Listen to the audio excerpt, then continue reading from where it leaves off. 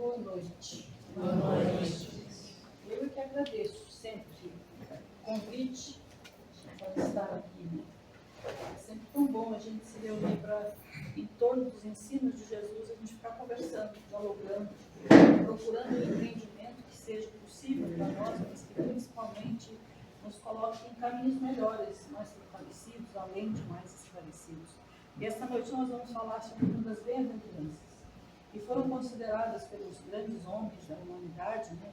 Os homens que divulgam a verdade, o maior legado de Jesus para todos nós. Gandhi chegou a dizer em determinado momento que se perdessem todos os ensinos de Jesus e ficássemos só com as bem-aventuranças, teríamos um grande roteiro a seguir. Então, é um grande presente que nós recebemos. E hoje nós vamos falar bem-aventurados os pobres de espírito. Allan Kardec, na codificação da doutrina dos espíritos, considera isso tão importante, essa compreensão por nossa parte, à luz da doutrina espírita, que nos traz lá, não somente no Livro dos Espíritos, que é a terceira parte das Leis Morais, mas também no Evangelho segundo o Espiritismo, no capítulo 7, que tem essa mesma titulação, né? Bem-aventurados os que são pobres de espíritos. E logo no início ali, como a gente sabe, para quem ainda não acessou o Evangelho segundo o Espiritismo, fica aqui o convite, parte dos mesmos ensinamentos de Jesus, em qualquer ensino doutrinário, a lei divina é a mesma, mas nós que somos espíritas temos, por meio da codificação da Allan Kardec, que tinha um propósito de nos trazer maiores esclarecimentos, o auxílio de benfeitores diante desses ensinos de Jesus, porque Jesus é atemporal, o que ele diz é para a humanidade inteira em qualquer tempo. Então, em alguns tempos fica um pouco complicado para a gente entender, porque Jesus sempre se utilizou de parábolas, né, de fatos que ele vivenciava junto às pessoas. Então, precisa chegar até nós hoje com uma clareza de entendimento, que são ensinamentos que a gente precisa exercitar, viver na nossa vida. E não tem como viver se a gente não compreender, né? Então, nós temos que buscar a compreensão. Então, já começa ali os benfeitores nos trazendo entendimento, os espíritos superiores, que auxiliaram ali Kardec na codificação da doutrina espírita, o que se entende por pobre de espírito. Porque para nós hoje, pobre, o primeiro sentimento que vem para nós é uma pessoa que tem escassez de recursos, de qualquer ordem, né? Mas essa é para onde nós vamos quando alguém fala essa palavra, pobre. É alguém que tem pouco, enquanto rico é alguém que tem muito. Então, nós precisamos tirar a palavra dessa letra, né? Que é o que Emmanuel sempre nos chama. Ele diz, é preciso que tire o verbo da letra, que a letra é o que a gente lê, né? O verbo é o que a gente pega com o que compreende e executa, porque o verbo já diz, é fazer, né?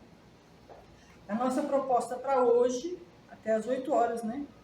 É que a gente consiga tirar alguma coisa possível de ser feito deste ensino de Jesus. Jesus é um mestre de uma envergadura moral muito grande, muito evoluído, grandemente evoluído. Então, para nós, espíritos ainda bem mais próximos do início da evolução do que do fim, fica às vezes desafiador compreender o que ele está falando. Por isso que a gente se reúne, como a gente está fazendo hoje aqui, e estuda junto. Porque uma palestra nada mais é do que um estudo. Às vezes a gente vem porque está sofrendo, que está angustiado, que está vivendo um desafio na vida, né, que é natural para todos nós, enquanto espíritos imperfeitos. Este é o planeta destinado para estas vivências. Mas a gente vem aqui para buscar um consolo, né, um alívio, um amparo. Só que nós chegamos aqui e começamos numa conversa, né, porque a gente nós construímos este entendimento juntos, porque enquanto eu me utilizo dos meus critérios, das minhas vivências, vocês vão trazendo de vocês. Por mais que fiquei no pensamento, que está todo mundo de castigo, ninguém pode falar, só eu, né? Por isso que é bom o grupo de estudo, né, meninas? No grupo de estudo a gente conversa, dialoga, não é assim? É assim, né? Porque as casas espíritas têm essa oferta de estudo, onde a gente dialoga, onde a gente traz as nossas vivências e contrasta com o que Jesus ensinou, para a gente encontrar uma maneira de viver melhor, uma forma mais saudável. Então, o que significa exatamente pobres de espírito? Jesus se refere aí nesse momento, essa palavra pobre, não tem tem de alguma forma uma referência contrária à riqueza, porque ele nos remete a pobre de espírito, aquele que tem simplicidade, que tem em especial humildade, diante daquilo que conquista. Porque às vezes nós, envolvidos pelas nossas aquisições, né, pelas nossas conquistas materiais, intelectuais, que é o que os benfeitores estão nos dizendo, nós vamos para um nível de vaidade, de egoísmo, que nos afasta de Deus.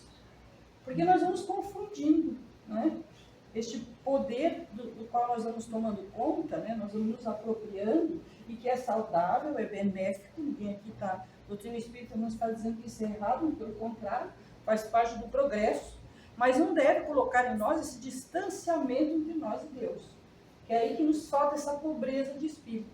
Tanto que logo em seguida, seguindo a leitura ali, nós vamos trazer só esses 2 pontinhos, porque a gente precisa deixar vocês curiosos, né, para procurar o Evangelho depois. Os Espíritos Benfeitores vêm nos dizer que quando nós estamos envolvidos num sentimento de humildade, nós estamos nos aproximando de Deus. Em contrapartida, do contrário, quando estamos envolvidos em sentimento de vaidade, de egoísmo, né, equivocados com alguma posição, alguma condição nossa, nós estamos nos afastando de Deus. Mas a humildade é interessante, a gente precisa buscar uma compreensão bem clara, porque parece que a gente tem que ficar sempre num estado de submissão, né? Submetidos a algo. E é o que os Espíritos vêm depois nos esclarecendo mais e mais. É um capítulo muito interessante e é bom que a gente procure investigar mais a respeito. Porque Jesus, pegando o processo de criação divina que todos somos, né? Nós somos a criatura inteligente de Deus, né? Ele nos coloca num estado de evolução inteligente. A doutrina espírita nos coloca diante de uma fé raciocinada. Então, nada pode ser trazido, pode chegar até nós e permanecer conosco de forma equivocada, porque nós somos inteligentes e somos espíritos imortais. Vamos viver muito ainda. Estamos saindo de algumas encarnações, que são bem pouquinhas. Ainda tem muitas.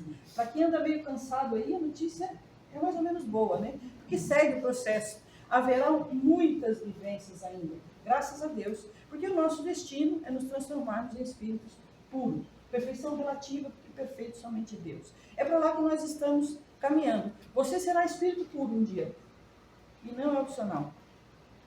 Já pararam para pensar o que o espírito puro faz? Nós temos um exemplo, Jesus. Jesus é o espírito puro. Hoje, atualmente, ele governa o nosso planeta. Nosso planeta tem aproximadamente 21 bilhões de espíritos encarnados e desencarnados. Ele cuida de um por um, sabe o nome, inclusive. Não é só o nome que ele sabe. Ele conhece a história espiritual de cada um, o seu contexto, a sua formação, o seu caminhar. É o que nós vamos fazer um dia, já pensou? Já se imaginou nessa tarefa? Conversando com Jesus, olho no olho, dialogando aí as próximas tarefas, as da próxima semana, as do ano seguinte, organizando uma reencarnação aqui, outra reencarnação acolá, uma evolução do planeta na área da educação, na área da saúde. Isso é o que Jesus faz. Jesus é Espírito puro. É para lá que nós estamos indo. Só que ele já está lá. Então, exatamente por esse motivo, ele é guia e modelo. A gente precisa olhar para ele. Não é só olhar, tem que olhar e fazer. Mas o que pobreza de espírito tem a ver com isso? Porque é isso que Jesus está dizendo. Bem-aventurados os pobres de espíritos, porque herdarão o reino de Deus. O que é esse reino de Deus? É este destino que todos estamos a caminho. Porque quando nós tivermos construído em nós tudo que há de ser construído, tudo que há de ser renovado, melhorado, nós estaremos neste caminho, na direção de Deus. Porque ele diz para nós, né? Só tem um jeito de chegar ao Pai. Como é que é? Por meio de mim. E o que ele quis dizer com por meio de mim? Fazendo o que eu faço. Se comportando como eu me comporto. Então, quando ele se refere a pobres de espírito, é um sentimento que nós temos diante de tudo aquilo que nós vivemos, que não pode ser relacionado nem com egoísmo e nem com vaidade, que é o sentimento da humildade. E depois, no decorrer do capítulo, conforme a gente vai lendo e vai estudando, a gente compreende claramente que a humildade é a virtude principal que vai nos auxiliar na construção das outras. A paciência, a tolerância, a boa vontade. Vocês precisam exercitar a paciência aqui? Aqui em Capão Novo não precisa, né? Está tudo certo. Nas famílias, tudo organizadinho já? É isso. Primeiro, humildade. Por que será que a humildade é tão importante?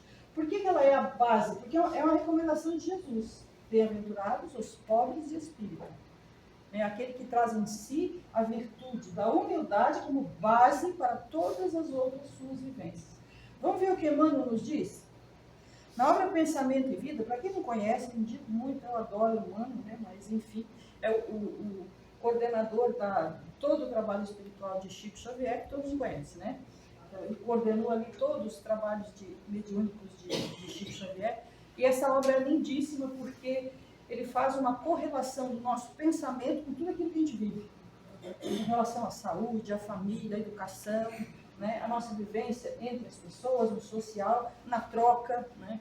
E aqui ele fala da humildade, o nosso pensamento na relação com a humildade. O que ele diz então, para nós refletir um pouquinho, ver se nós já entendemos o que é humildade. O que será que é ser humilde? E o que significa o mesmo, lá na bem-aventurança, ser pobre de espírito? Qual é a ação que nós estamos praticando que Jesus, a nossa referência, considera que estamos sendo humildes? Aí Emmanuel diz assim, é lindo esse trecho, eu gosto de deixar vocês bem curiosos. Tomara que tenha obra aqui, se não tem, as meninas, os meninos aí, dão um jeito de encontrar, né? Olha o que ele diz a respeito de humildade. É o reconhecimento da nossa pequenez diante do universo. É o reconhecimento da nossa pequenez diante do universo.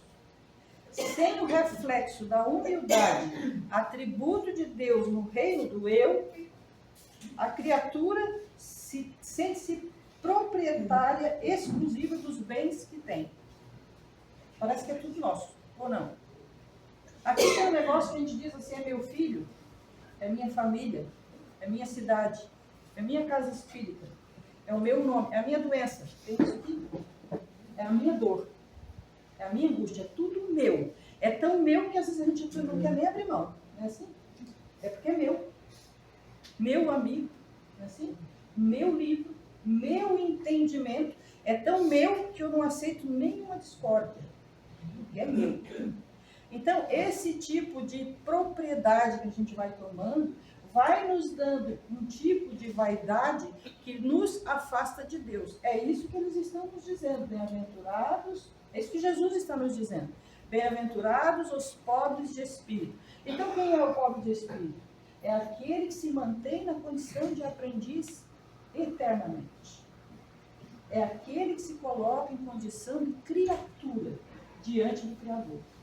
É aquele que se coloca em condição de necessitado do amparo, da misericórdia de Deus, que é o Criador. Quando nós saímos dessa condição, porque qual é a única certeza que nós todos temos aqui? Que a gente vai desencarnar. Não é isso? Alguns de nós daqui a pouquinho, eu não sei de nada. Não se ficar assustado. Mas é assim. Talvez eu esteja fazendo a última exposição e você ouvindo a última. Quem sabe? O grande conforto nosso é que nós voltaremos, e voltaremos, e voltaremos, porque para nós, enquanto espíritos ainda, com uma trajetória muito longa a percorrer para chegar no destino, muitas reencarnações ainda nós necessitamos. Então, para nós é um ir e vir muito intenso, muito distante, muito extenso ainda. Mas a verdade é que essa é a única certeza que nós temos. O que significa que nem o corpo que você tem aí agora é seu. Não é isso? Nada é nosso. É tudo de quem? Do Criador. Isso é ser esta consciência que nós devemos abraçar de uma forma amorosa, porque alguns de nós estamos abraçados meio revoltados, né? A gente não gosta do corpo, que é meio cheinho, que é meio magrinho, que é meio torto ali e acolá. Então a gente está abraçado sim, com entendimento, mas um pouquinho revoltado. Mudando isso, mudando aquilo, a doutrina espírita não é contra nada. Só nos chama aqui a reflexão, porque há que priorizar as modificações, a renovação, a transformação do espírito. Porque o corpo vai passar, já já. E nem volta o mesmo depois, né? É outro. Então, o que nós precisamos, o que nós somos chamados com esta nesta bem-aventurança, a colocar Deus acima de tudo, a priorizar aquilo que Deus ensina, que chegou para nós por meio de Jesus. E olha o que ele segue dizendo. Nós estamos no sentido prioritário. Temos essa propriedade exclusiva dos bens que nos cercam, né? Então, despreocupa da sua condição real de espírito em trânsito nos carreiros evolutivos. Converte a própria alma em cidadela de ilusão, no qual se recusa o contato com as realidades fundamentais da vida. É isso. Qual é a realidade fundamental da vida? Que eu e você somos espíritos. E que vamos reencarnar muitas e muitas vezes. E que é claro que é muito importante, que é vital, que é sério a nossa vivência no corpo físico. As nossas conquistas, os nossos bens materiais, as nossas formações acadêmicas, tudo é muito sério e é muito importante porque vem de encontro aos ensinos de Jesus, progresso da humanidade. O que nós somos chamados nesta noite é o que é prioritário. O que é prioritário para nós? Mantermos próximos do Criador. Porque Jesus em todo instante esteve fazendo o quê? Nos conduzindo para Ele. Por quê? Porque a gente precisa ficar perto dele. Por quê? Porque Ele nos conhece. Um por um. Deus sabe quem somos. Sabe filho? Quem tem filho aqui? Acho que a maioria tem. Tem uns muitos jovenzinhos aí, mas acho que a maioria tem. A gente não olha para o filho e não sente. Ih, encontrou uma menina e gostou. Chega todo feliz em casa, não é assim? Não precisa dizer nada. Ou então brigou com a namorada. Precisa dizer alguma coisa? Porque existe uma conexão que o amor estabelece. Uma conexão de estar atento, de estar presente. E quando nós ainda não temos filho, para quem não tem, isso vai acontecendo. Mas também acontece entre os amigos, entre os pais, porque o amor é ali no meio, trabalhando com este tempo, de nos manter conectados. Então, bem-aventurados esses pobres de espíritos, é nos colocar nessa condição de que a principal virtude a ser desenvolvida por nós é a humildade. Agora vamos para o Natal. Quem está preparando o peru? Já quase, né? Porque hoje já é dia 12. É isso, né? 11. Hoje já é dia 11, estamos quase lá. Preparando a ceia. Juntando os amigos, ligando para um, falando com o outro. Já está até algumas confusões em família, porque um quer, outro não quer. Essas coisas acontecem aqui, não. Graças a Deus que eu não me deixo sozinha, gente. Que coisa boa que é assim, né? E engraçado é que não muda, né? Eu já estou nos 60 e quando eu tinha 10 era assim. Então significa o quê? Processo nosso de vivência. Quem é que é o foco da nossa conversa? Só no dia, porque antes é o peru, né? Antes é a ceia. No dia da conversa, quem é que a gente está... É aniversário de quem? Jesus. Quem é que nos trouxe a maior prova de vivência no ato de humildade? Jesus.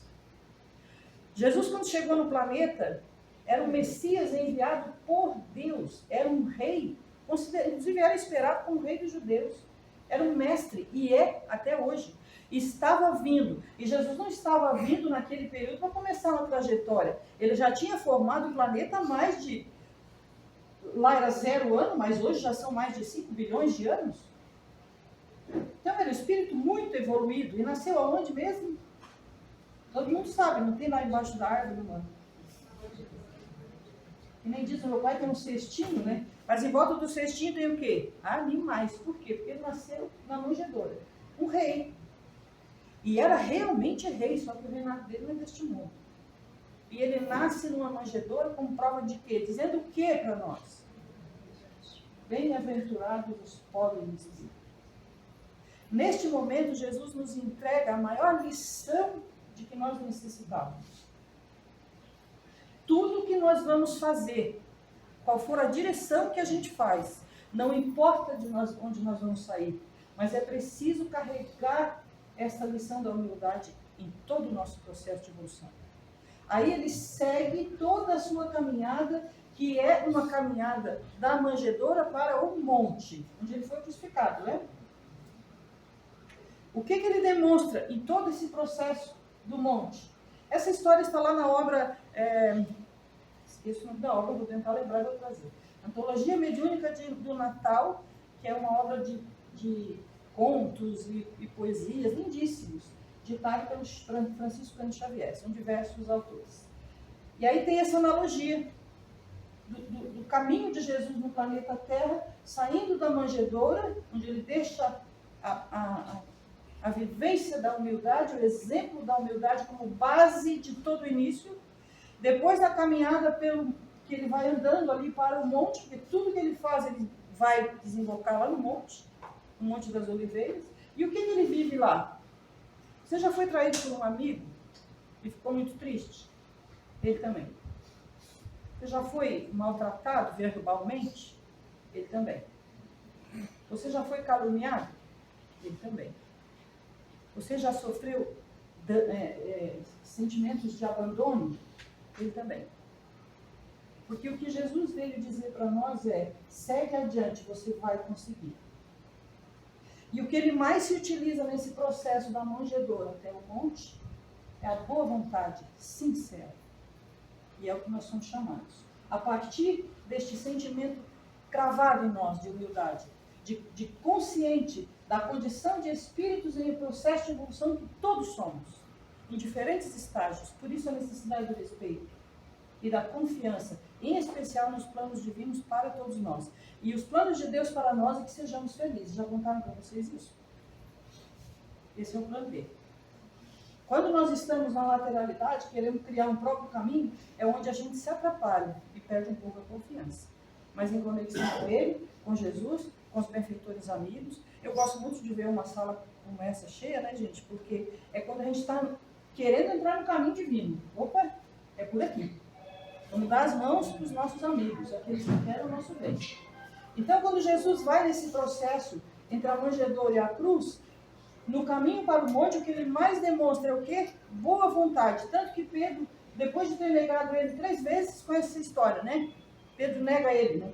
Pedro conviveu com Jesus por 3 anos intimamente na casa dele. Imagina a gente convivendo com Jesus assim, lá na nossa casa, fazendo evangelho conosco. Pedro conviveu com Jesus nesta intensidade. E no momento que ele mais precisou de Pedro, o que Pedro falou? Não sei quem é. O que será que nós faríamos? Negou Cristo 3 vezes. E quando ele volta para se reencontrar com Cristo, o que mais abalou Pedro, o que mais deixou ele angustiado, é que não havia um sequer sentimento de julgamento no olhar de Jesus, mas de perdão. Porque, como diz ele, Pedro, os homens não são maus, são somente frágeis, que é o que nós todos somos. Frágeis, porque ainda nos deixamos envolver pelas nossas imperfeições, pela nossa fé vacilante, que ainda existe em nós, mas que está sendo construída a pouco e pouco, pelas aflições que viemos vivendo, pelas vitórias que temos, por vezes, diante dessas aflições. E quando não temos, somos chamados a seguir adiante, seguir em frente. Mas ele chega no monte onde ele é crucificado. Ele chega no momento em que vai ser crucificado. E o que ele nos diz ali naquele momento? O que ele nos passa vivendo? E Jesus não escreveu nada. Viveu. Obediência e resignação. Quando ele é crucificado por nós, né? Nós que somos espíritas já sabemos que estivemos por lá, né? Quando ele é crucificado, quando ele é pregado numa cruz, quando ele é crucificado, ele é julgado como ladrão inocentemente. O que ele se demonstra, o que ele mostra para todos nós? Obediência e resignação. Para os planos de Deus, para ele. E para a humanidade inteira, porque a obrigação, o dever de Jesus era nos abraçar nas nossas imperfeições. E foi o que ele fez.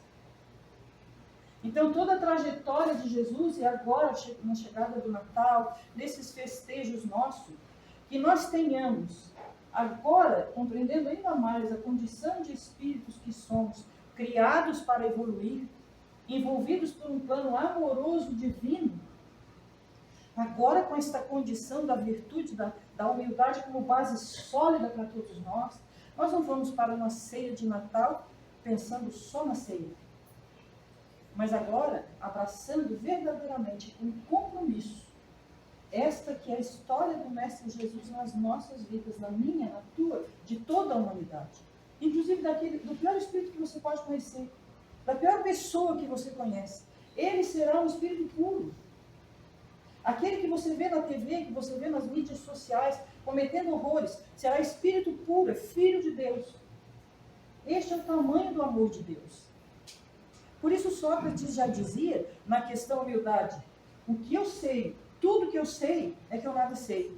Ele não estava desprezando o que ele sabia, que era muito valioso, e tudo que nós construímos e sabemos é muito valioso e necessário, e devemos seguir procurando saber mais.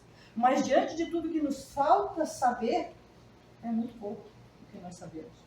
Por isso a necessidade de seguir procurando entendimento. E para que tanto entendimento? Para aprender a amar. A gente ama o que não conhece? Quem aqui já foi apaixonado? E descobre logo ali que não era tudo isso. O processo do amor é isso. A gente começa a conhecer tanto. E nós temos um cabedal, gente, de obras espíritas tão rico, mas tão rico. Hoje, enquanto o nosso irmão fazia aqui a prece, chamando todos para ir para o passe, né, individual, e que aqui há um passe coletivo, que todos estão sendo atendidos. Inclusive, nós começamos a ser atendidos quando pensamos em vir para cá. Já colou em nós uma equipe de benfeitores espirituais, junto com o nosso anjo da guarda, e começaram a nos conduzir para cá, que em comunhão com os benfeitores desta casa, estão nos assistindo agora, individualmente, cada um na sua necessidade, individualmente. Esse é o tamanho do amor de Jesus por nós. Então, por que nós precisamos conhecer esse mestre do amor? Para amar cada vez mais. Nós temos na obra Renúncia, uma psicografia de André Luiz para Chico Xavier, o relato de uma missa no mundo espiritual, porque Jesus está em todo lugar, independente do credo. O trabalho e o amor de Jesus está em todo lugar, independente do credo, porque ele trabalha em nome do amor, em nome das religiões. Então, quando nós temos obras como essa, e Chico escreveu mais de 400, falando de nós, das nossas histórias, das nossas vivências. Há interesse da nossa parte? Não sei se está interessado em você. Quando você sair aqui, deixa eu fazer a esquerda. E equivoco de vez em quando com a esquerda e com a direita. Nós temos obras lindíssimas, eu garanto para vocês. De uma riqueza, de uma propriedade que vai fazer com que você, a pouco e pouco, se liberte de todas as amarras que te deixam em confusão emocional. Porque a doutrina espírita é isso. Libertação de consciências. Você vai se entendendo cada vez mais espírito livre numa trajetória longa e linda de evolução. E você não está só. Esta é a consciência que você vai tendo cada vez mais e mais. E nós temos obras aí que custaram noites de sono desses benfeitores espirituais. Por amor a nós, porque Jesus pediu. Que neste Natal nós tenhamos esta consciência, deste comprometimento de Jesus para conosco. Não foi há 2024 anos atrás somente. Não foi só por 3 anos, que foram as maiores vivências do Mestre Jesus. O esforço do amor de Deus, por meio do trabalho de Jesus e de uma pleia de amigos muito interessados em nós e no nosso progresso espiritual, amigos espirituais desencarnados, que estão aqui neste momento, é presente. Está acontecendo agora, neste momento. E acontecerá na noite de Natal, nas vossas casas. E não nos esqueçamos do grande amigo que todos nós temos. Que Jesus ampare nossas famílias, nossos lares, nossas vidas, nossas escolhas, e que nos mantenha muito comprometidos com aquilo que é nosso dever, de seguir adiante, comprometidos com o bem a que todos devemos fazer. Porque o nosso roteiro é o Evangelho. O nosso lema é a boa vontade sincera. E o nosso programa de todo dia é o serviço no bem. Muito obrigado pela atenção. O acesso está a todos. Que Jesus abençoe a todos nós. Assim seja.